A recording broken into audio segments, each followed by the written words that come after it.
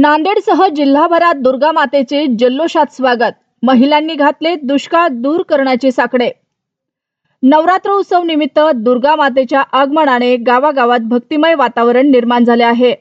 दुष्काळी संकट असूनही महिलांनी उत्साहाने देवीची स्थापना करून मातेच्या आराधनेने दुष्काळ दूर होण्याची मनोमन कामना केली आहे. सोमवारी अश्विन शुद्ध प्रतिपदेच्या शुभ मुहूर्तावर तालुक्यातील ग्रामीण भागातही महिलांनी दुर्गा मूर्ती खरेदीसाठी बाजारपेठेत मोठ्या संख्येने उपस्थिती दर्शवली.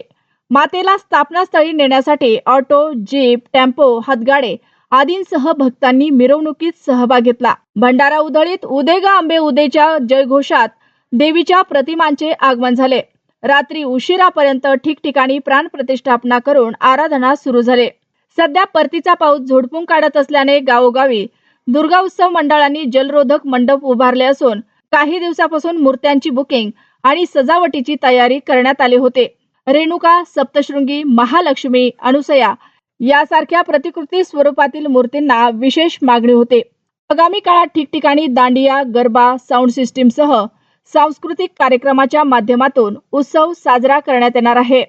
देवीच्या आगमनाने दुष्काळी काळातही श्रद्धा आणि उत्साहाचा संगम साधला गेला असल्याचे चित्र या उत्सवाच्या आगमन सोहळ्यावरून दिसून आले आहे.